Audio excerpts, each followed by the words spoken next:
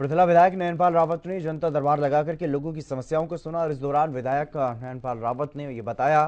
कि 22 करोड़ रुपए के लगभग जो सरचार्ज लगाया गया था उसे सरकार की तरफ से माफ कर दिया गया है, लेकिन किसानों की जो कुछ अन्य मांगे हैं उन्हें भी जल्द ही पूरा कर दिया जाएगा। इनमें से ये कुछ हमारे साथी जो 5 गांवों के किसान हैं, जिनकी जमीन एचएसआईडीसी में जो एक्वायर हुई थी कांग्रेस के कार्यकाल में, और उस दौरान से अब तक इनका एक बहुत बड़ा मामला अटका हुआ था किसानों का। एक तो इनको जो मुआवजा राशि है वो बड़ी कम दी गई।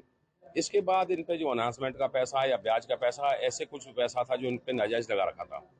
जब माननीय मुख्यमंत्री के संज्ञान में 2019 के बाद में ये लेके गया, तो 2019 में माननीय मुख्यमंत्री महोदय ने इनके 500 रुपये अनाउंसमेंट पे माफ किए थे। तो लास्टली फाइनली उसका जो ना, अभी पिछले समय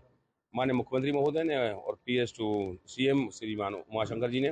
इसका एक कैलकुलेशन निकाल करके 500 रुपया प्लस अनाउंसमेंट जो का पैसा पैसा था 500 रुपये का, और उनका जो ब्याज सरचार्ज जो इन पर लग रहा था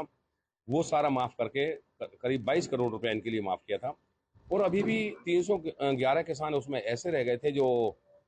इस पॉलिसी में कवर होने हैं, जिनके लिए 2019 में ऑर्डर हुआ था और अब वो पैसा भर चुके हैं। तो उन सारे मुद्दों को लेकर के हमारे पास आए हैं, और मैंने इनको आश्वासन दिया कि माननीय मुख्यमंत्री महोदय से दोबारा बात करके, सरकार के साथ बात करके,